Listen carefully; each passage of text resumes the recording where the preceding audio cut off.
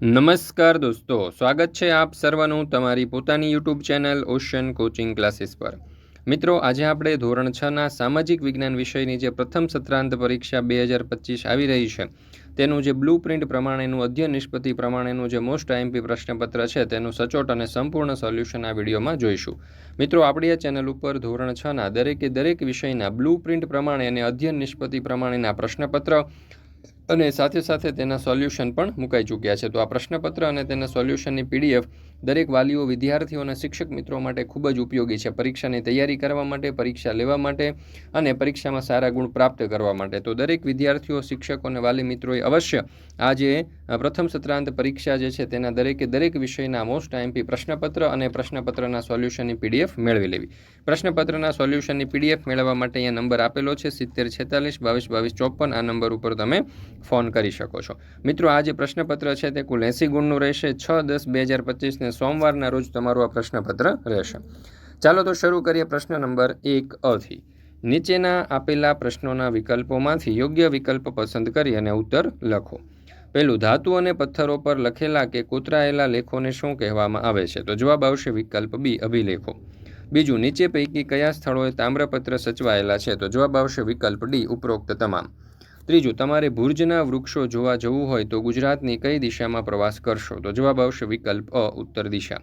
ચોથું, ભારત નામ આપણને કયા વેદમાંથી જાણવા મળે છે? તો જવાબ આવશે વિકલ્પ અ, ઋગ્વેદ।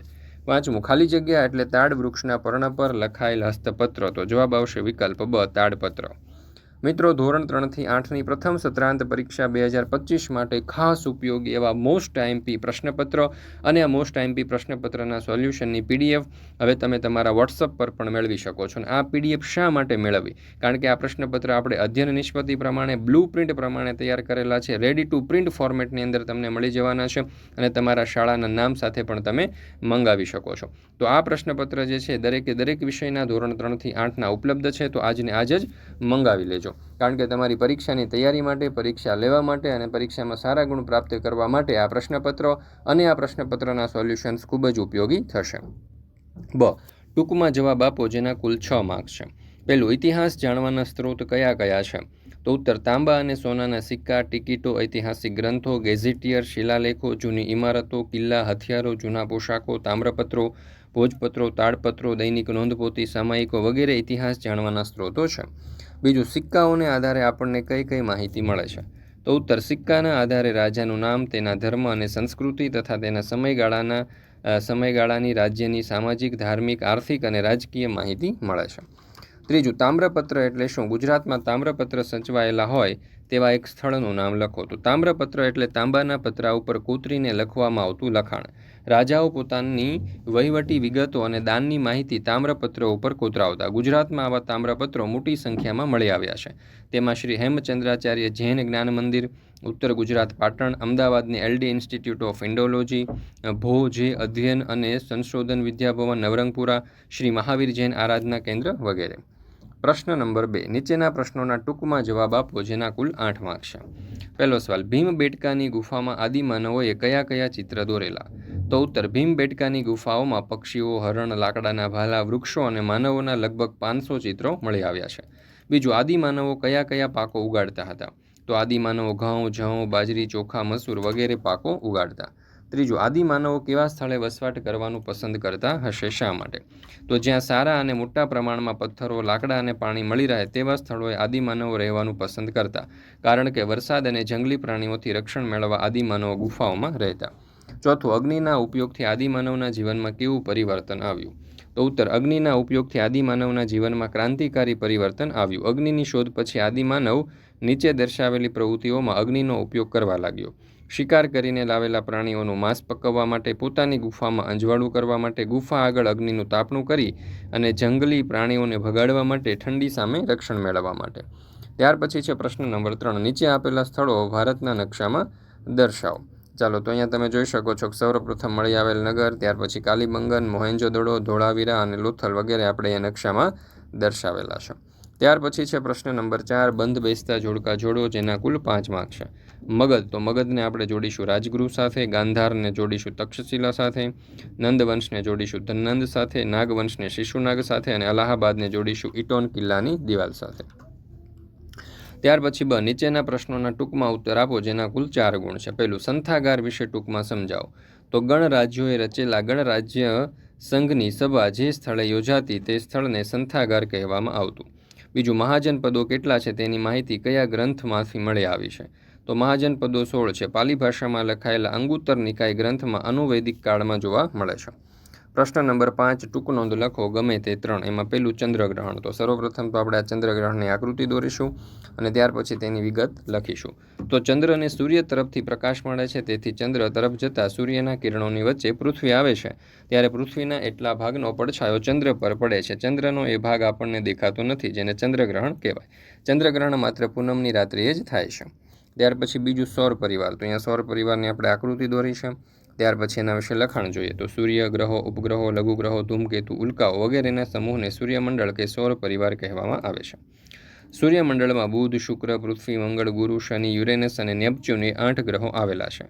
આ બધામાં મંગળ, બુધ, ગુરુ, શુક્ર અને શનિને પૃથ્વી પરથી નરી આંખે જોઈ શકાય છે, જ્યારે યુરેનસ અને નેપચ્યુનને શક્તિશાળી દૂરબીનથી જોઈ શકાય છે. આ બધા જ ગ્રહો લંબ વર્તુળાકારે સૂર્યની પ્રદક્ષિણા કરે છે.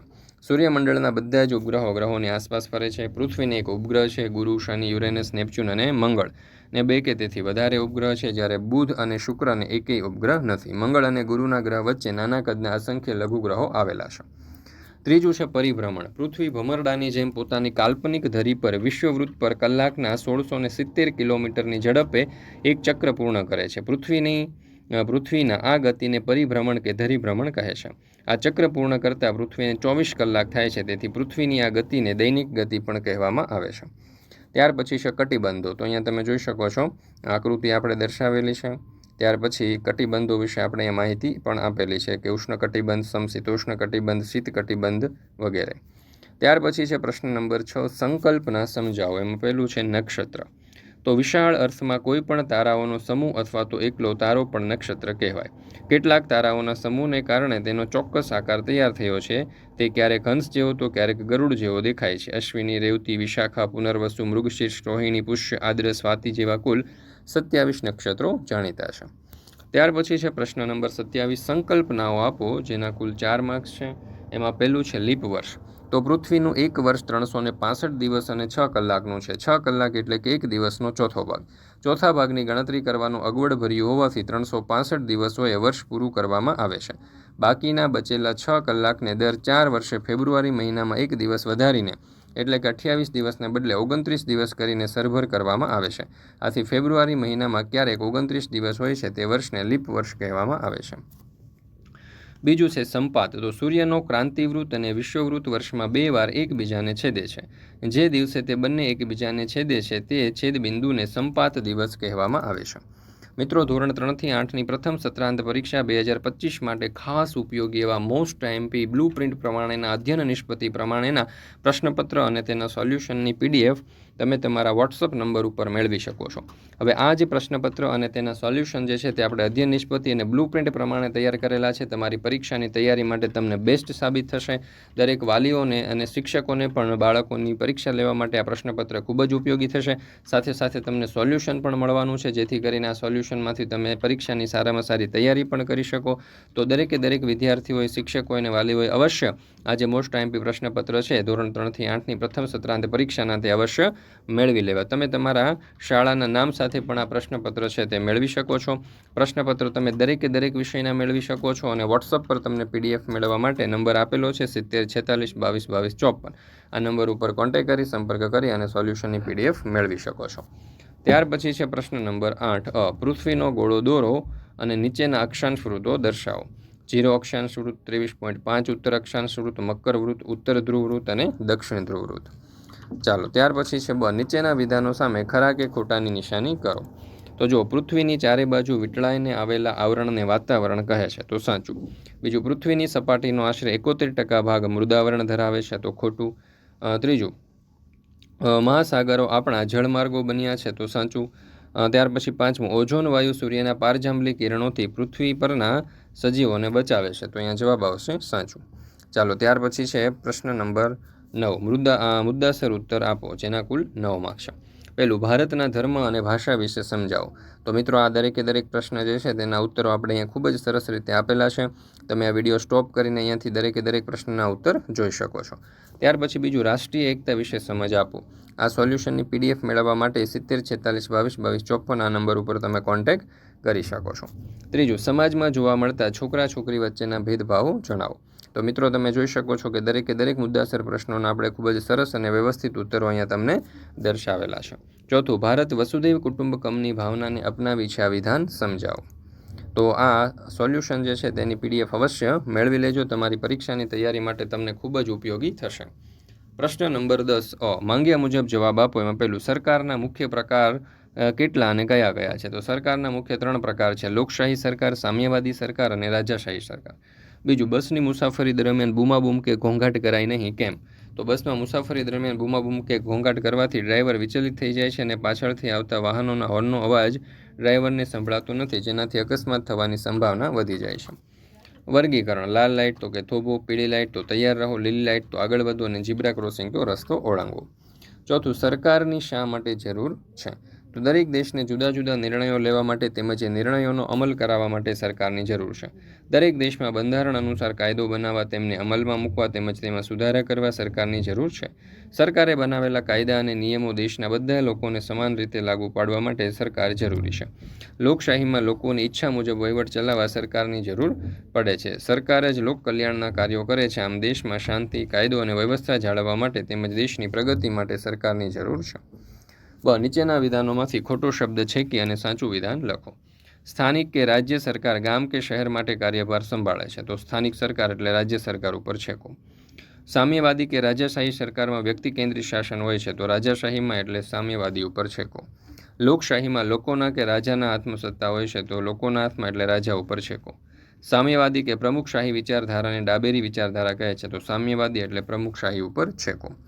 ત્યાર પછી પાંચમું, માતા પિતાએ સગીર બાળકોને વાહન ચલાવવાની સંમતિ આપવી કે ન આપવી જોઈએ? તો ન આપવી જોઈએ એટલે આપવી ઉપર છેકો.